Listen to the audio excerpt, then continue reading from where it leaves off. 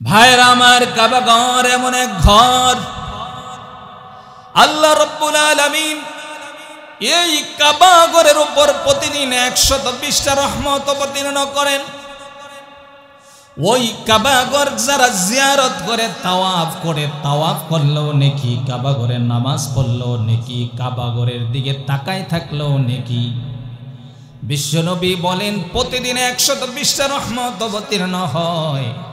যারা কাবা ঘর তাওয়াফ করে তাদের উপর 60টা রহমত অবতীর্ণ হয়। আর যারা কাবা ঘরের মধ্যে নামাজ আদায় করে তাদের উপর 40টা রহমত। আর যারা কাবার দিকে শুধু প্রেম আর মুহাব্বত আর ভালোবাসা নিয়ে তাকায় থাকে, আল্লাহর নবী বলেন তাদের জন্য 20টা রহমত অবতীর্ণ হয়।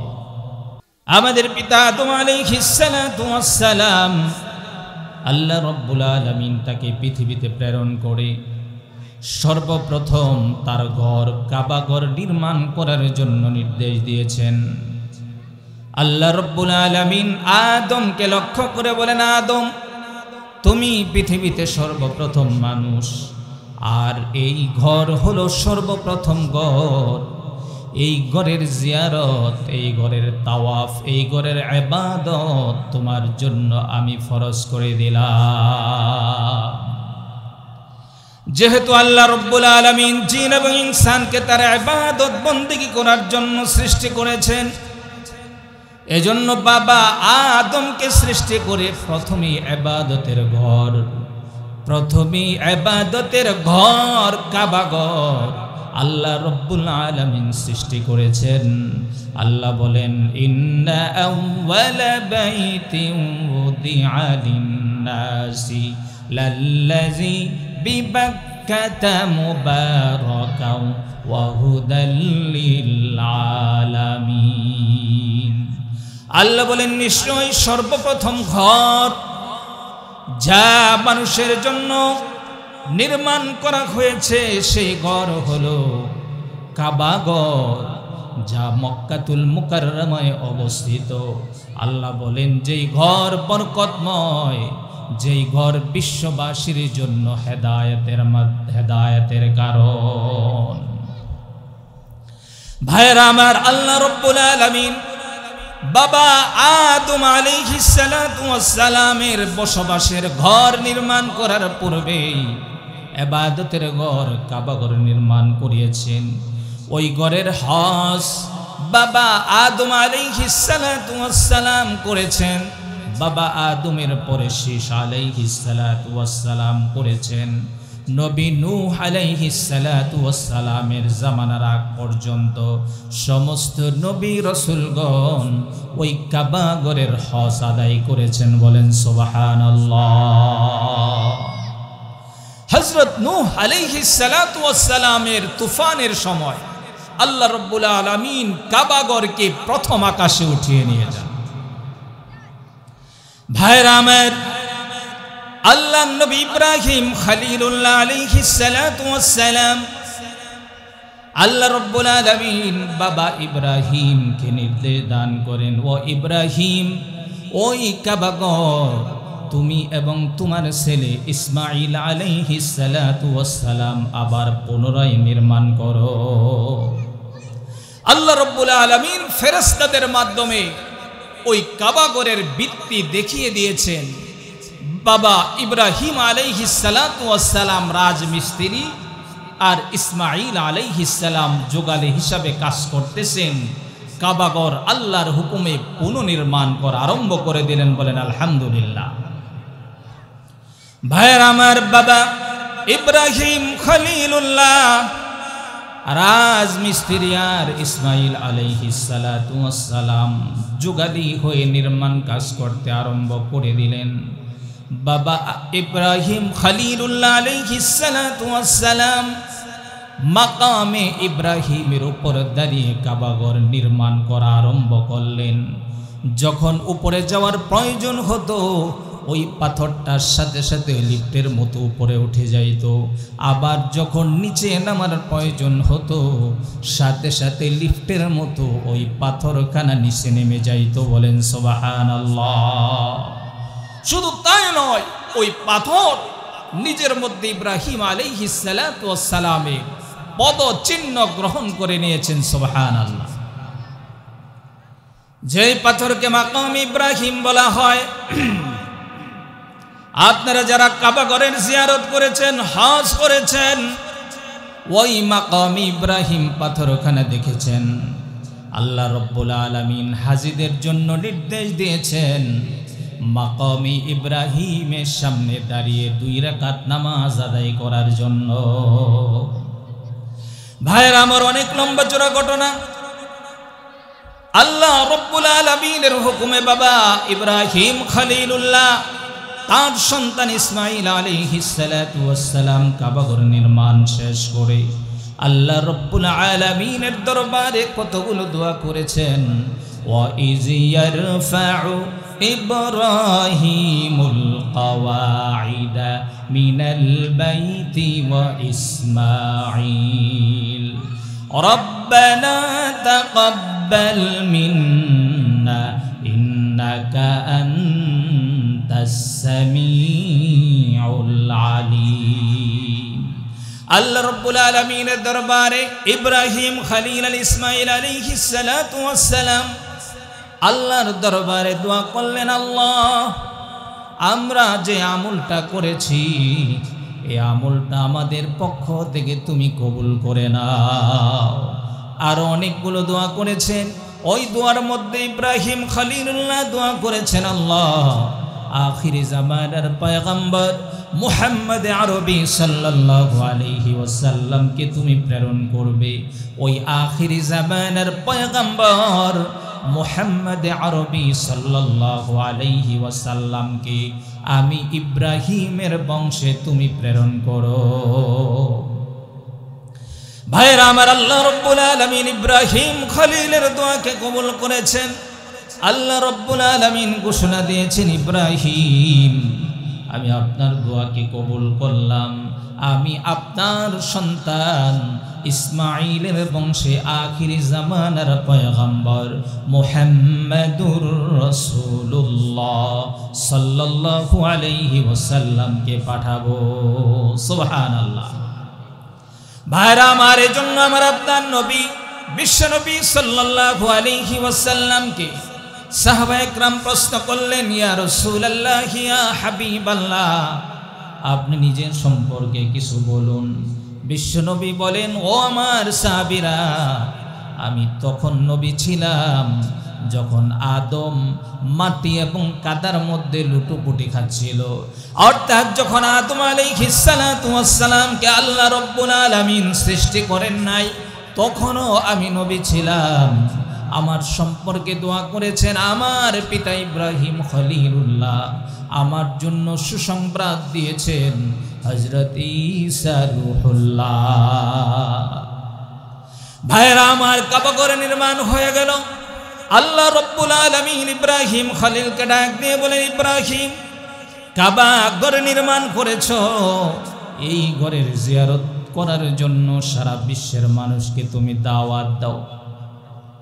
ইব্রাহিম খলিল ডাক দিয়ে বলে, আল্লাহ এই জনমানবহীন প্রান্তর যারা আশপাশে তেমন কোনো মানুষ নাই, আমি এখান থেকে দাওয়াত দিলে সারা পৃথিবীতে আমার দাওয়াত কিভাবে পৌঁছবে? আল্লাহ ডাক দিয়ে বলেন, ইব্রাহিম দাওয়াত দেওয়ার দায়িত্ব তোমার, আর মানুষের কানে পৌঁছানোর দায়িত্ব আমি আল্লাহ। সুবহানাল্লাহ। ভাইরা আমার, ইব্রাহিম আলাইহিস সালাতু ওয়াস সালাম মাকাম ইব্রাহিমের উপর দাঁড়িয়ে, কেউ বলেছেন জাবালে আবু কুবাইসের উপর দাঁড়িয়ে ইব্রাহিম খলিলুল্লাহ সারা বিশ্বের মানুষকে দাওয়াত দিলেন, হে দুনিয়ার মানুষ, তোমাদের রব তার ঘর নির্মাণ করেছেন, তোমাদের রব তার ঘর জিয়ারতের জন্য তোমাদেরকে দাওয়াত দিয়েছেন, সুতরাং তার ঘর জিয়ারতের জন্য তোমরা আসো। ইব্রাহিম খলিলুল্লাহ ডাইনে বামে সামনে পিছনে এই দাওয়াত লাগাইলেন। আল্লাহ রাব্বুল আলামিন ওই সময় পৃথিবীতে যত মানুষ ছিল সমস্ত মানুষের কানে ইব্রাহিম খলিলুল্লাহর দাওয়াত পৌঁছায় দিয়েছে। শুধু তাই নয়, কিতাবে আসে কিয়ামত পর্যন্ত যত মানুষ আসবে আল্লাহ রব্বুল আলামিন রূহের জগতে সমস্ত মানুষের কাছে এই দাওয়াত পৌঁছিয়ে দিয়েছেন যে এই দাওয়াত পেয়ে লাব্বাইক বলেছে, কিয়ামত পর্যন্ত তাদের ভাগ্যে কাবা ঘরের হজ নসিব হবে। বলেন সুবহানাল্লাহ। কিতাবে আসে ওই রূহের জগতে কেউ যদি একবার লাব্বাইক বলে থাকে তার ভাগ্যে একবার কাবা ঘরের জিয়ারত নসিব হবে। কেউ যদি দুইবার লাব্বাইক বলে থাকে তার ভাগ্যে দুইবার। যে যতবার রূহের জগতে লাব্বাইক বলেছে তার ভাগ্যে ততবার কাবা ঘরের হজ নসিব হবে। সুবহানাল্লাহ। আল্লাহ রাব্বুল আলামিন আমাদের সকলকে কাবা ঘরের জিয়ারতে যাওয়ার তৌফিক দান করেন। সকলে বলি আমিন। ভাইরা আমার, কাবা ঘর এমন এক ঘর আল্লাহ রাব্বুল আলামিন এই কাবা ঘরের উপর প্রতিদিন 120টা রহমত অবতীর্ণ করেন। ওই কাবা ঘর যারা জিয়ারত করে তাওয়াফ করলেও নেকি, কাবা ঘরের নামাজ পড়লেও নেকি, কাবা ঘরের দিকে তাকায় থাকলেও নেকি। বিশ্বনবী বলেন প্রতিদিন 120টা রহমত অবতীর্ণ হয়। যারা কাবা ঘর তাওয়াফ করে তাদের উপর 60টা রহমত অবতীর্ণ হয়। আর যারা কাবা ঘরের মধ্যে নামাজ আদায় করে তাদের উপর 40টা রহমত। আর যারা কাবার দিকে শুধু প্রেম আর মুহাব্বত আর ভালোবাসা নিয়ে তাকায় থাকে আল্লাহ নবী বলেন তাদের জন্য 20টা রহমত অবতীর্ণ হয়। কাবা ঘর এমন এক ঘর, একটা মুহূর্তের জন্য যার তাওয়াফ বন্ধ হয় না। যারা হজে গিয়েছেন লক্ষ্য করে দেখেছেন রাত্র গভীর, তখনও কাবা ঘরের মধ্যে তাওয়াফ চলতেছে, প্রচন্ড রৌদ্র, তারপরে তাওয়াফ চলতেছে। এমন একটা মুহূর্ত যায় না যেই মুহূর্তের মধ্যে কাবা ঘরের তাওয়াফ বন্ধ থাকে। ভাইরা আমার, শাহ আব্দুল আজিজ মুহাদ্দিস দেহলভী রাহমাতুল্লাহি আলাইহি বলেন, যিনি ভারতীয় উপমহাদেশের বহুত বড় আলেমে দ্বীন, বহুত বড় বুজুর্গ, তিনি বলেন আমার দিলের তামান্না হলো আমি কাবা ঘরটা এমন অবস্থায় তাওয়াফ করব যে কেউ থাকবে না। এমনভাবে তাওয়াফ করার জন্য দিলের মধ্যে বড় আগ্রহ। কিন্তু যখন যাই, সকাল কি বিকাল কি সন্ধ্যা কি রাত্র গভীর কি, যখনই যাই তখন দেখতে পাই কাবা ঘরের চতুর্দিকে হাজার হাজার মানুষ তাওয়াফ করতেছে। আমিও তাওয়াফ করি, কিন্তু দিলের মধ্যে বড় আগ্রহ আমি আমার মাওলার ঘর তাওয়াফ করব এমন একটা সুযোগে যখন কেউ থাকবে না। শাহ আব্দুল আজিজ মুহাদ্দিস দেহলভী রাহমাতুল্লাহ আলাইহি বলেন আমি অপেক্ষা করতেছি এমন সুযোগ কখন আসে।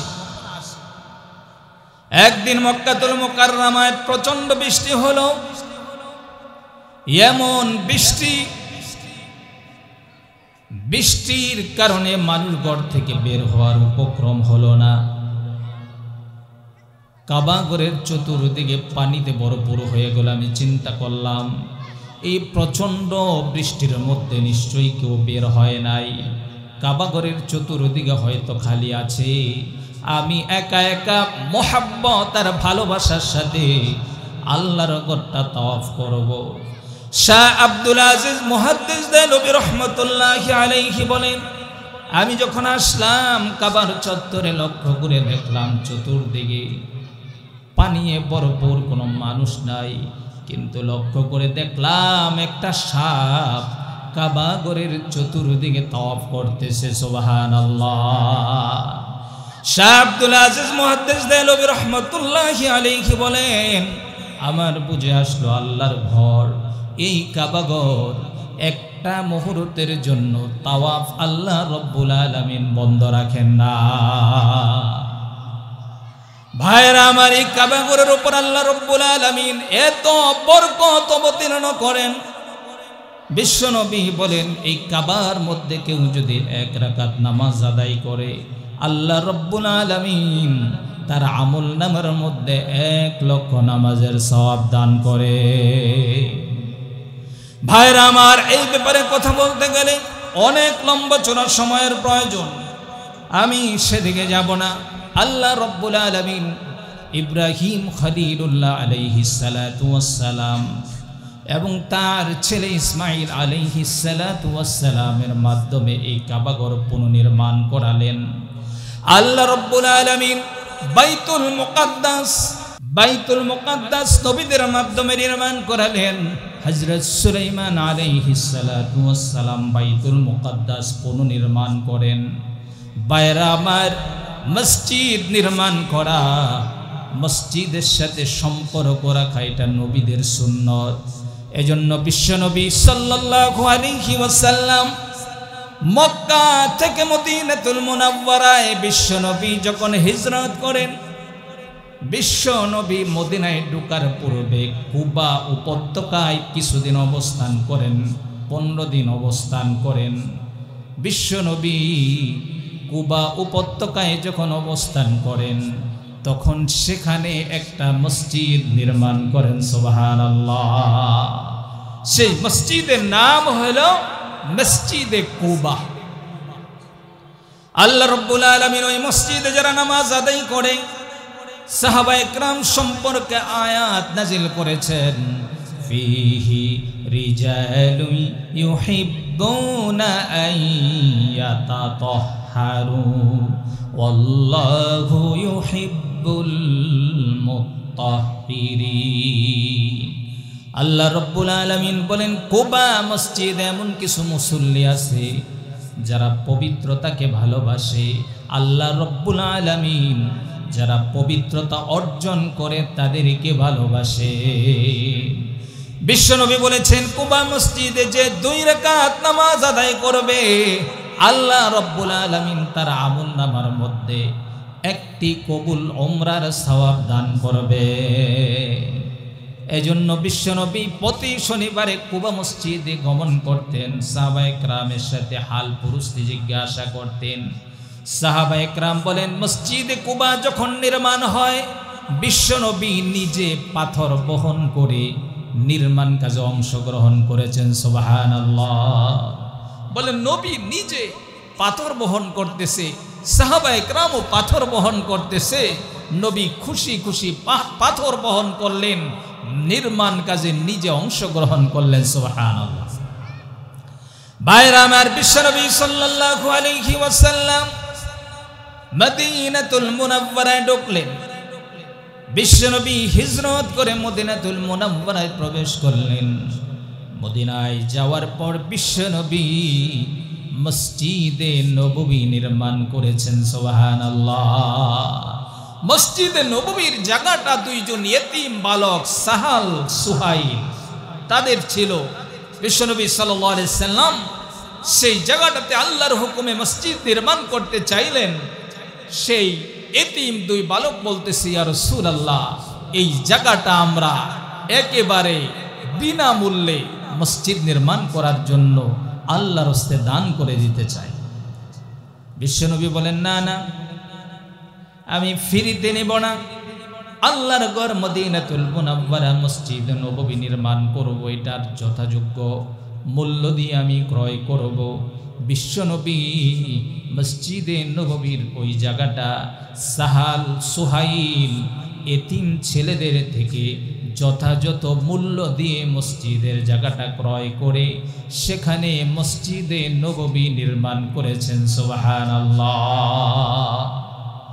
ভাইরা আমার, বিশ্বনবী মসজিদ নববী সম্পর্কে বলেছেন, যে ব্যক্তি মসজিদে নববীতে 1 ওয়াক্ত নামাজ পড়বে, বলে আল্লাহ রব্বুল আলামিন তার আমলনামার মধ্যে 50 ওয়াক্ত নামাজের সওয়াব দান করবে। ভাইরা আমার বলার উদ্দেশ্য হলো মসজিদের সাথে সম্পর্ক কায়েম করা, মসজিদ নির্মাণ করা এটা নবীদের। এজন্য বিশ্বনবী বলেছেন, মসজিদের সাথে সম্পর্ক রাখা এটা ঈমানের আলামত। অনেক মুসলমান আছে মসজিদের সাথে সম্পর্ক নাই, মসজিদে আসতে চায় না, বরঞ্চ যারা মসজিদে আসে তাদেরকে নিয়ে হাসি মস্করা করে, ঠাট্টা বিদ্রুপ করে। বলে, আরে অমুকে মসজিদে যে নামাজ পড়ে লাভ কি? বিভিন্ন ধরনের কটূক্তি করে। কেউ কেউ তো এমন আছে চায়ের দোকানে বসে ঘন্টার পরে ঘন্টা সময় দেয়, কিন্তু মসজিদে আসতে রাজি না। আপনাদের এলাকায় এমন লোক আছে কিনা? আপনাদের এলাকায় নাও থাকতে পারে, আমাদের এলাকা আছে। এখন তো এমন হয়েছে ছোট ছোট চায়ের দোকান, মাল হিসাব করলে 1000 টাকার মাল হবে না, 5000 টাকার টিভি লাগাই দিস। এবার হাজি গাজী মুরব্বী যুবক সব চায়ের দোকানে ভিড়, ঠিক কিনা?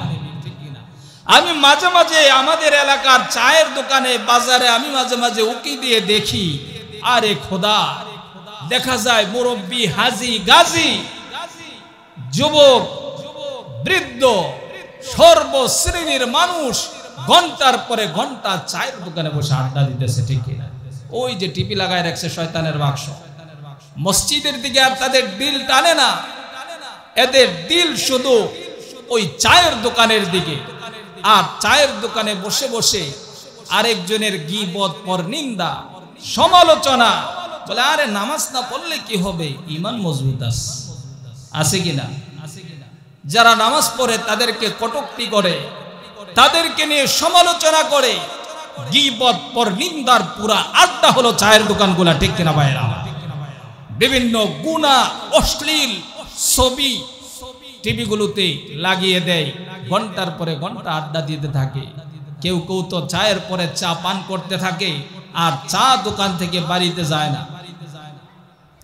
অথচ বিশ্বনবী সাল্লাল্লাহু আলাইহি ওয়াসাল্লাম বলেছেন, ইযা রাআইতুমুর রাজুলা ইয়াতাআহাদুল মাসজিদা ফাশহাদু লাহু বিল ঈমান। আল্লাহর নবী বলেছেন, যখন তোমরা কাউকে মসজিদে বেশি বেশি করে আসা যাওয়া করতে দেখবে, তার ঈমানদারির ব্যাপারে সাক্ষ্য দিতে পারো। সুবহানাল্লাহ। আর আমরা চায়ের দোকানে বসে ঈমানদারির ব্যাপারে সাক্ষী না, বরঞ্চ আমরা বলি নামাজে যাই না দেখে কি হয়েছে, আমার ঈমান বড় মজবুত আছে। আসলে কি কথা ঠিক না বেঠিক? আল্লাহর নবী সাল্লাল্লাহু আলাইহি ওয়াসাল্লাম বলছেন, যে বেশি বেশি করে মসজিদে আসা যাওয়া করতে দেখো, তার ঈমানদারির ব্যাপারে সাক্ষ্য দিতে পারো। কারণ আল্লাহ রাব্বুল আলামিন বলেন, ইন্নামা ইয়া'মুরু মাসাজিদাল্লাহি মান আমানা বিল্লাহি ওয়াল ইয়াউমিল আখির ওয়া আকামাস সালাতা ওয়া আতাজ যাকাতা ওয়া লাম ইয়াখশা ইল্লাল্লাহ ফাআসা উলাইকা আন ইয়াকুনু মিনাল মুহতাদিন। আল্লাহ রাব্বুল আলামিন বলেন, মসজিদকে আবাদ রাখে তারা যারা নাকি আল্লাহর উপর ঈমান আনে, আখিরাতের উপর ঈমান আনে, নামাজ কায়েম করে, যাকাত আদায় করে, আল্লাহ ছাড়া আর কাউকে ভয় করে না। আল্লাহ রাব্বুল আলামিন বলেন, ফাআসা উলাইকা আন ইয়াকুনু মিনাল মুহতাদিন। আল্লাহ রাব্বুল আলামিন বলেন, আশা করা যায় তারা হেদায়েত প্রাপ্তদের অন্তর্ভুক্ত। এজন্য মুসলমান মসজিদের সাথে হৃদয়ের সম্পর্ক রাখতে হবে। মসজিদের সাথে যাদের হৃদয়ের সম্পর্ক থাকে, আল্লাহ রাব্বুল আলামিন বিশ্ব নবীকে জানিয়েছেন, হে নবী, আপনি জানিয়ে দিন, কাল কিয়ামতের ময়দান যখন কায়েম হয়ে যাবে, সূর্য মাথার উপর হবে, জমিন তামাক হয়ে যাবে, মানুষের মাথার মগজগুলো টকবক করতে থাকবে, মানুষগুলো গামের মধ্যে, পুইজের মধ্যে হাবুডুবু খেতে থাকবে, সমস্ত মানুষগুলো ইয়া নাফসি বলে চিৎকার করতে থাকবে। শুধু তাই নয়, আদম সফিহুল্লাহ থেকে নিয়ে ঈসা রূহুল্লাহ পর্যন্ত সমস্ত নবী রাসূলগণ পর্যন্ত ইয়া রব্বি নাফসি বলে চিৎকার করতে থাকবে। ওই কিয়ামতের কঠিন ময়দানে আল্লাহর নবী সাল্লাল্লাহু আলাইহি ওয়াসাল্লাম বলেন, আল্লাহ রাব্বুল আলামিনের আরশের ছায়া ছাড়া কোনো ছায়া থাকবে না, ওই আরশের ছায়ার নিচে আল্লাহ রব্বুল আলামিন 7 শ্রেণীর মানুষদেরকে আশ্রয় দান করবেন। তার মধ্যে আল্লাহর নবী বলেন, সাবআতুন ইউজিল্লুহুমুল্লাহু ফি জিল্লিহি ইয়াওমা লা জিল্লা ইল্লা জিল্লুহু, ইমামুন আদিলুন ওয়া শাবুন নাশাআ ফি ইবাদাতিল্লাহি তাআলা ওয়া রাজুলুন কলবুহু মুআল্লাকুম বিল মাসাজিদ।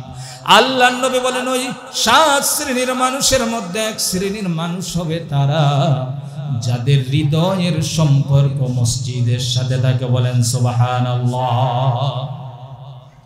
ভাইরা আমার, আল্লাহর নবী বলেন, কখনো কোনো প্রয়োজনে যদি মসজিদ থেকে বের হয় তাহলে আবার কখন মসজিদে আসবে, এই জন্য তার অন্তরটা মসজিদের সাথে লাগা থাকে।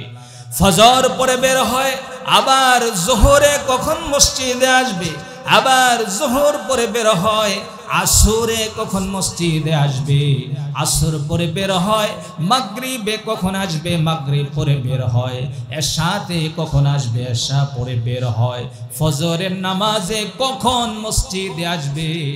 সে তার প্ল্যান প্রোগ্রামগুলো কাজগুলো ওইভাবে সেট করে যাতে 1 ওয়াক্ত নামাজও তার কাজা না যায়।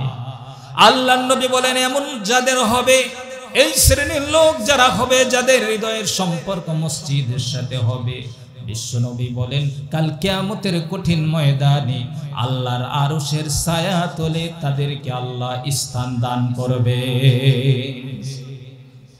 আল্লাহর আরশের ছায়া তলে স্থান পেতে কে কে রাজি আছে?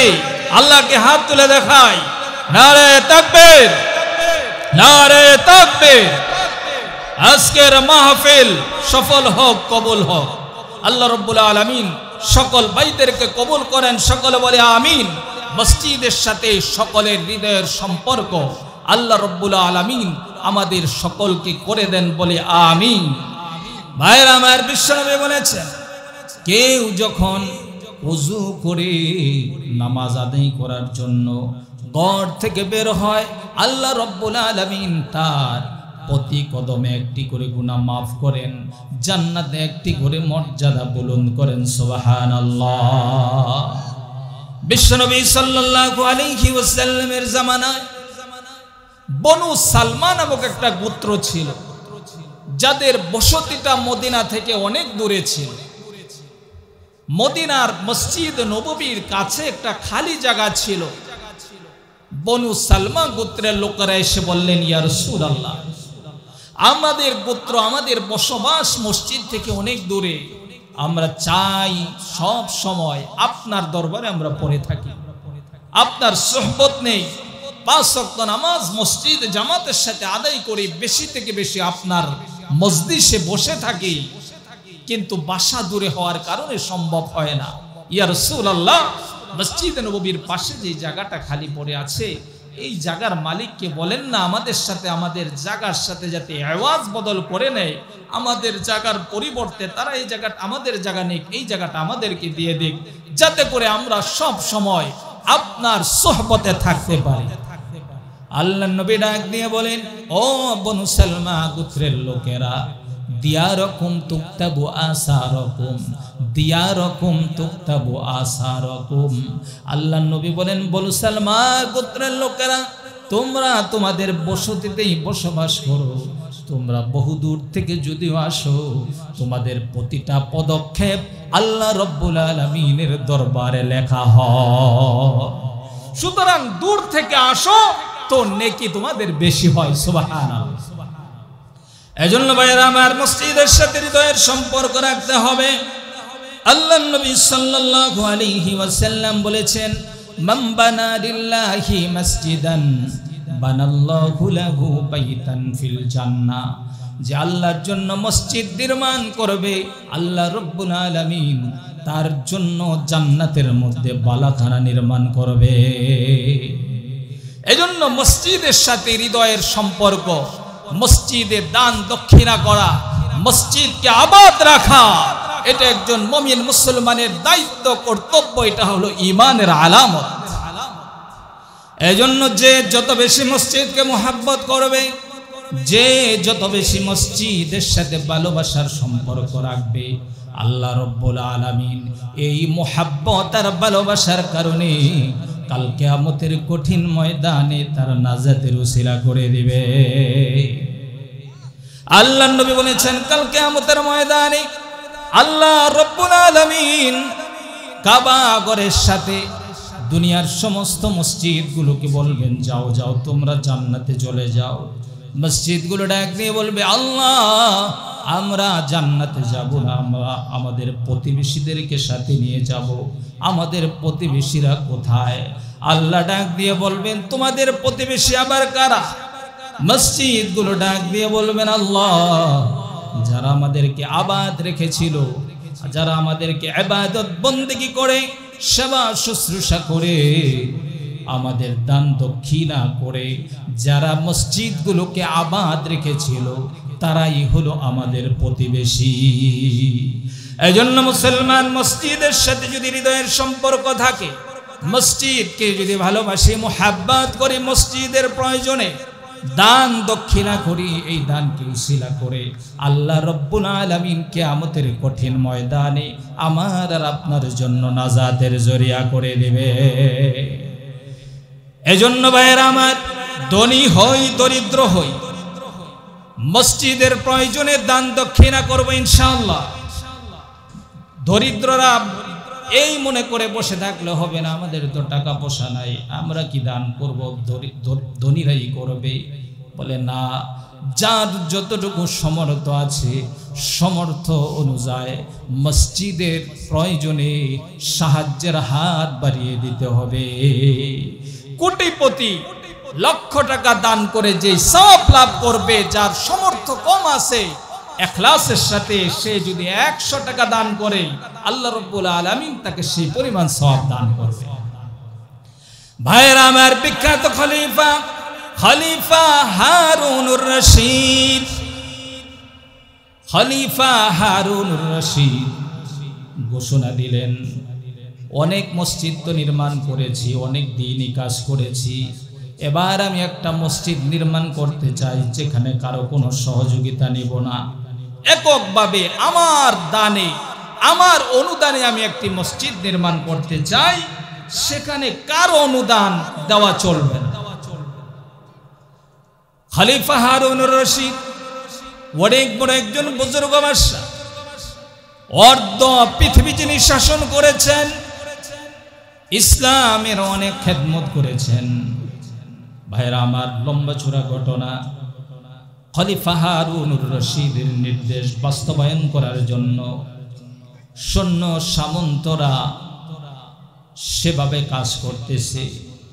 খলিফা হারুনুর রশিদের সেই মসজিদ নির্মাণ শেষ হওয়ার পর খলিফা হারুনুর রশিদ একদিন ঘুমের ঘোরে স্বপ্ন যুগে দেখে ফেরেশতারা তাকে ডেকে নিয়ে জান্নাতের মধ্যে তার জন্য যে বালাখানা নির্মাণ করা হয়েছে, মসজিদ নির্মাণ করার কারণে ওই বালাখানাটা ঘুরাই ঘুরাই দেখাইতেছে আর বলতেছে, ও খলিফা হারুনুর রশিদ, আপনি যে দুনিয়াতে মসজিদ নির্মাণ করেছেন, আল্লাহ রব্বুল আলামিন ওই মসজিদের বিনিময়ে জান্নাতের মধ্যে আপনার জন্য এই বালাখানা নির্মাণ করেছে।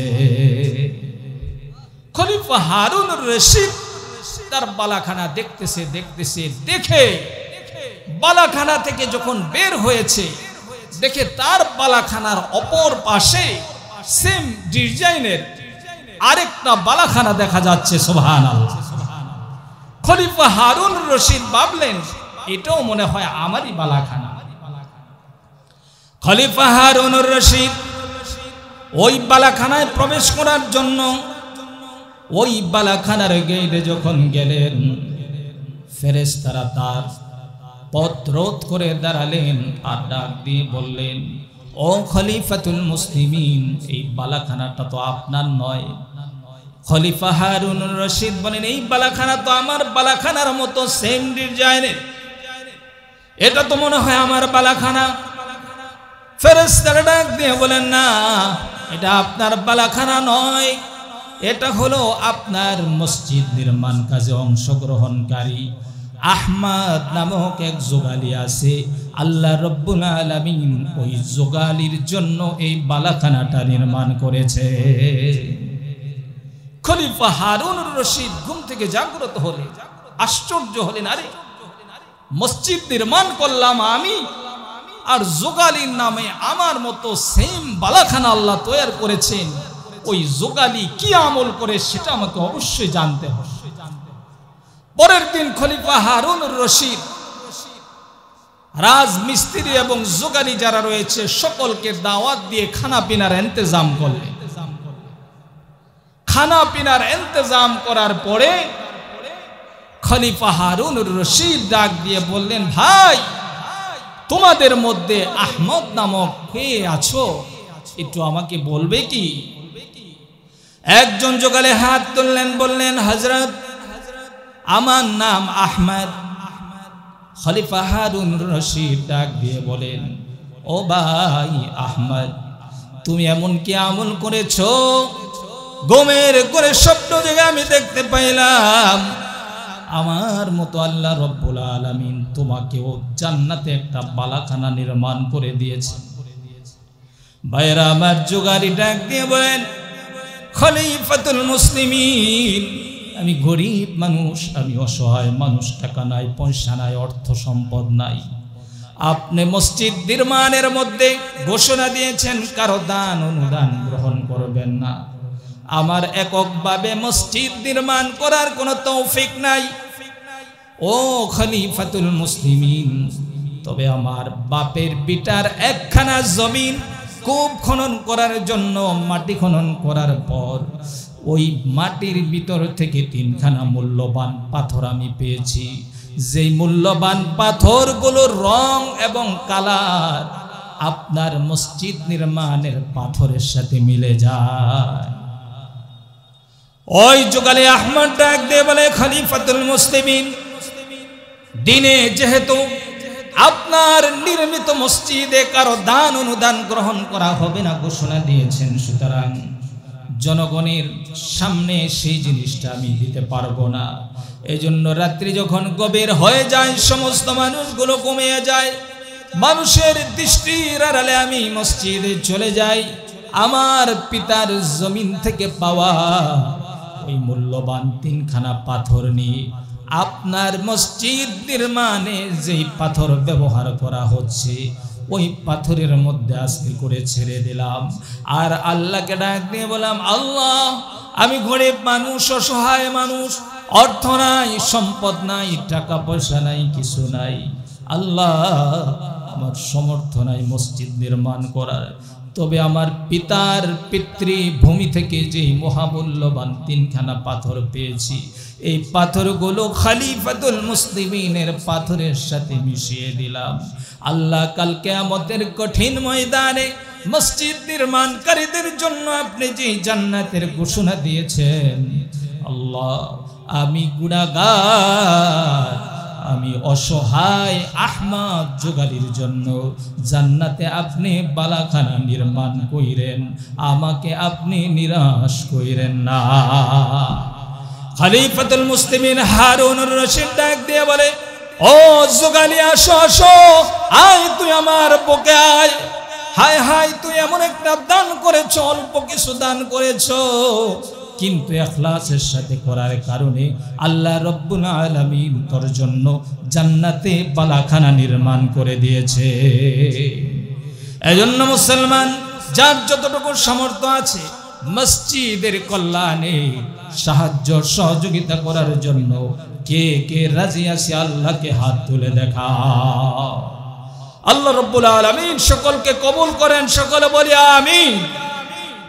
ভাইরা আমার, কোয়ালিকান্দা বাজার কেন্দ্রীয় জামে মসজিদে অনেক জরুরত রয়েছে, অনেক প্রয়োজন রয়েছে, নগদ অর্থের প্রয়োজন রয়েছে। মসজিদের ওযুখানার বেহাল অবস্থা, সেখানে টিনের প্রয়োজন আছে। মসজিদের যে দোকান নির্মাণ করা হচ্ছে মসজিদের উন্নয়নের জন্য, ওইখানে সিমেন্টের প্রয়োজন আছে, অর্থের প্রয়োজন আছে, আবার টিনের প্রয়োজন আছে, আরো বিভিন্ন আসবাবের প্রয়োজন আছে। মসজিদের সাথে যদি হৃদয়ের সম্পর্ক থাকে, মসজিদকে যদি মোহাব্বত করে থাকি, এই মসজিদের সমস্ত প্রয়োজনগুলো পূরণ করা আমাদের দায়িত্ব কিনা? কি বলেন? আমাদের দায়িত্ব কিনা? এজন্য এই দায়িত্ব পালন করব তো ইনশাআল্লাহ। এজন্য ভাইয়েরা আমার, অর্থ সম্পদ আল্লাহর দান, সব সময় অর্থ থাকে না। নদীর পার ভাঙ্গে ওপার গড়ে, এই তো নদীর খেলা। সকাল বেলার দনির তুই ফকির সন্ধ্যা বেলা। এজন্য বিশ্বনবী সাল্লাল্লাহু আলাইহি ওয়াসাল্লাম বলেছেন, ইগতানিম খামসান ক্বাবলা খামসিন, শাবাবাকা ক্বাবলা হারামি, ওয়া সিহহাতাকা ক্বাবলা সুকুমি, ওয়া গিনাআকা ক্বাবলা ফাকরি। আল্লাহর নবী বলেন, পাঁচটা জিনিস আসার আগে পাঁচটা জিনিসের কদর করো, মূল্যায়ন করো। দরিদ্রতা আসার আগে ধনাঢ্যতার কদর করো। তোমার অর্থ আছে, সম্পদ আছে, এই অর্থ সম্পদ আল্লাহ রব্বুল আলামিনের রাস্তায় খরচ করে আখিরাতের পুঁজি সঞ্চয় করো। এজন্য মুসলমান, আল্লাহর নবী সাল্লাল্লাহু আলাইহি ওয়াসাল্লাম বলেন, মানুষ যখন মৃত্যুবরণ করে আমলের দরজা বন্ধ হয়ে যায়। মৃত্যুবরণ করলে কোনো আমল করা যায় না। আপনি যদি কোনো আমল ঘটনাক্রমে করেনও, তাহলেও আমার আমলনামায় কোনো সওয়াব লেখা হবে না। বিশ্বনবী বলেন, তবে তিনটা রাস্তা আছে, মানুষ মৃত্যুবরণ করার পরেও ওই তিনটা রাস্তা দিয়ে তার কবরের মধ্যে সওয়াব পৌঁছতে থাকবে। সেই তিনটা রাস্তার কথা আমরা জানতে রাজি আছি তো ইনশাআল্লাহ। আল্লাহর নবী বলেন, সাদাকাতিন জারিয়াতিন আও ইলমিন ইউনতাফাউ বিহি আও ওয়ালাদিন সালিহিন ইয়াদউ লা। আল্লাহর নবী বলেন, সাদকায়ে জারিয়ামূলক কোনো কাজ যদি করে যায়, মসজিদ নির্মাণ করে যায়, মাদ্রাসা নির্মাণ করে যায়, কূপ খনন করে যায়, বলে জন কল্যাণমূলক সাদকায়ে জারিয়ামূলক কাজ যদি করে যায়, যতদিন পর্যন্ত এই কাজ বাকি থাকবে ততদিন পর্যন্ত তার কবরের মধ্যে সওয়াব পৌঁছতে থাকবে। বলেন সুবহানাল্লাহ। মসজিদের প্রয়োজন যদি পূরণ করি, মসজিদে মুসল্লিরা নামাজ আদায় করবে, মসজিদ যতদিন বাকি থাকবে, মৃত্যুর পরেও আমি আমার কবরে শুয়ে শুয়ে ওই দান এবং সাদাকার সওয়াব পেতে থাকব। এজন্য মায়েরা আমার, দান করলে দান কমে না, দান করলে ধন কমে না। আল্লাহর নবী বলেন, মা নাকাসাত সাদকাতুম মিন মাল, দান সাদকা দ্বারা মাল কমে না। আল্লাহ রব্বুল আলামিন বলেন, দান সাদকা দ্বারা আমি আল্লাহ রব্বুল আলামিন মালের মধ্যে বরকত দান করে দেই। শুধু তাই নয়, বিশ্বনবী বলেন, আস-সাদাকাতু তুতফিউল বালাআ ওয়া তাজিদু ফিল উমর। আল্লাহর নবী বলেন, সদকা দ্বারা বালা মুসিবত দূর হয়, হায়াতের মধ্যে বরকত হয়। ভাইরা আমার, হযরত ঈসা আলাইহিস সালাতু ওয়াস সালামের জামানায় একজন দোপা ছিল, বড় দুষ্ট দোপা, কাপড় ধৌত করে, ইস্ত্রি করে। ওই দোপা মানুষের কাপড়গুলো নষ্ট করে ফেলতো, একজনের কাপড়ের সাথে আরেকজনের কাপড় মিলায় ফেলতো। এক কথায় তার অত্যাচার নির্যাতনে মানুষ অতিষ্ঠ হইয়া ঈসা রুহুল্লাহর কাছে এসে অভিযোগ করলেন। ডাক দিয়ে বললেন, আল্লাহর পয়গম্বর, ওই দোপার বিরুদ্ধে আপনি একটু বদদোয়া করুন, যাতে করে তার অত্যাচার থেকে আমরা নিষ্কৃতি পাই। ঈসা আলাইহিস সালাতু ওয়াস সালাম বললেন, ঠিক আছে, আমি আল্লাহ রব্বুল আলামিনের কাছে দোয়া করছি, বদদোয়া করছি, আল্লাহ এই দোপার উপর থেকে আপনি আপনার দায়িত্ব তুলে নেন। আল্লাহ রব্বুল আলামিন জানাই দিলেন, হে ঈসা রূহুল্লাহ আপনার দোয়াকে কবুল করেছে। ঈসা রূহুল্লাহ তার উম্মতদেরকে জানাই দিলেন, একটু অপেক্ষা করো, আর একটা দিন তার হায়াত বাকি আছে, এরপরে খেলা খতম। তারপরে কি খেলা খতম, ঠিক আছে, সবাই অপেক্ষায় আছে, দেখি কি হয়। দোপা সকালবেলা কাপড়ের গাঁটটি বেঁধে রওনা হয়েছে কাপড় ধোয়ার জন্য, সাথে 3খানা রুটি নিয়ে রওনা হয়েছে। 3খানা রুটি নিয়ে রওনা হয়েছে।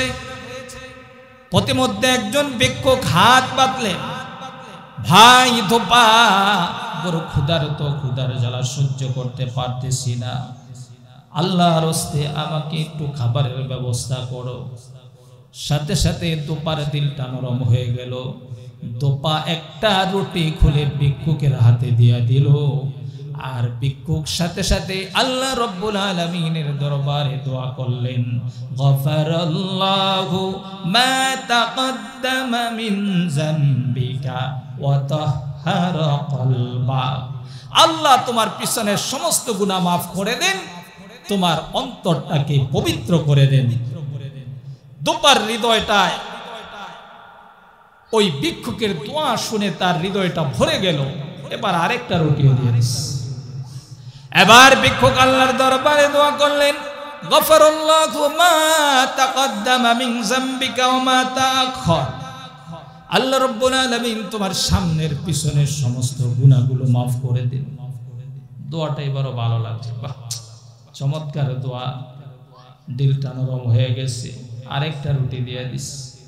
এবার ভিক্ষুক আল্লাহর দরবারে দোয়া করেন, হাফিজাকাল্লাহু তাআলা আন বালিয়াতিস সামা ওয়া বানাল্লাহু লাকা বাইতান ফিল জান্নাহ। আল্লাহ রাব্বুল আলামিন তোমাকে আসমানের সমস্ত মুসিবত থেকে হেফাজত করুন। আল্লাহ রাব্বুল আলামিন জান্নাতে তোমার জন্য বালাখানা নির্মাণ করুন। দোপা তো রুটি দিয়ে চলে গেছে। ওমা, লোকজন তো অপেক্ষা আছে। নবী বলেছেন একদিন মাত্র তার হায়াত আছে, এরপরে খেলা টিসমিস। তাহলে অপেক্ষা আছে, কি হয় দেখি। বিকাল বেলা দেখে দোপা সুস্থ অবস্থায় বহাল তবিয়তে ফিরে আসছে। সমস্ত লোকজন এই সারুহুল্লাহর কাছে চলে গেলেন, ডাক দিয়ে বলেন, পয়গম্বর, আপনি বলেছেন দোপার হায়াত আজকে বাকি আছে, এখন তো দেখি দোপা সুস্থ অবস্থায় ফিরে আসছে, কোনো সমস্যা হয় নাই। এই সারুহুল্লাহ ডাক দিয়ে বললেন, দোপাকে ডাকো। দোপাকে ডাক দিলেন। এই সারুহুল্লাহ ডাক দিয়ে বলেন, দোপা, আজকের দিনের তোমার আমলগুলো বয়ান করো, কি করছো আজকে বলো তো। দোপা বলে, হুজুর, সকাল বেলা কাপড় নিয়ে রওনা হয়েছি দোয়ার জন্য, সাথে 3খানা রুটি নিস। রাস্তায় একজন ভিক্ষুক হাত পেতেছে, তাকে একটা রুটি দিয়ে দিয়েছি। ওই ভিক্ষুক আমার জন্যই দোয়া করেছে, দোয়াটা বড় ভালো লেগেছে, আরেকটা রুটি দিস। আরেকটা রুটি দেওয়ার পর আরেকটা দোয়া করেছে, এই দোয়াটাও ভালো লেগেছে, তৃতীয় রুটিটাও দিয়ে দিছি। তৃতীয় রুটি দেওয়ার পরে ভিক্ষুক এই দোয়া করেছে। এই সারুহুল্লাহ বলেন, ও দোপা, তুমি তোমার কাপড়ের গাঁটটি খোলো। কাপড়ের গাঁটটি খোলার সাথে সাথে এই সারুহুল্লাহ লক্ষ্য করে দেখেন সেখানে একটা কালো বিষধর সাপ ওই কাপড়ের গাঁটটির মধ্যে বসে আছে, তার মুখের মধ্যে লোহার লাগাম লাগানো আছে। সারুহুল্লাহ ডাক দিলেন, হে সাপ, কি খবর? তোমাকে আল্লাহ তাআলা কি তাকে দংশন করার জন্য নিযুক্ত করে নাই? এবার সাপ বলতে লাগলো, আল্লাহর পয়গম্বর, আল্লাহ রাব্বুল আলামিনের পক্ষ থেকে আমি নির্দেশ পেয়েছি, অমুক ঝর্ণার ধারে একজন দোপা কাপড় ধৌত করতে আসবে, তাকে তুমি দংশন করবে। আমি ওত পেতে আছি, তাকে দংশন করব, এজন্য কাপড়ের গাঁটটির মধ্যে আশ্রয় নিয়েছি। কিন্তু যখন দোপা একে একে 3টা রুটি ভিক্ষুককে দান করে দিল, আল্লাহ রাব্বুল আলামিনের নির্দেশে আকাশ থেকে একজন ফেরেশতা লোহার লাগাম নিয়ে আমার মুখের মধ্যে লোহার লাগাম লাগিয়ে দিয়েছে, যার কারণে আমি এই দোপাকে দংশন করতে পারি না। সুবহানাল্লাহ। ভাইরা আমার, সারুহুল্লাহ ওই দোপাকে ডাক দিয়ে বলেন, দোপা, ও দোপা তোর ভাগ্য খুলে গেছে। ইখলাসের সাথে এই দান করার কারণে আল্লাহ রাব্বুল আলামিন তোর পিছনের সমস্ত গুনাহ মাফ করে দিয়েছে। ও দোপা নতুন করে আমল শুরু করে দে, ও দোপা নতুন করে আমল শুরু করে দে। আল্লাহ রাব্বুল আলামিন তোর পিছনে সমস্ত গুনাহগুলোকে মাফ করে দিয়েছে।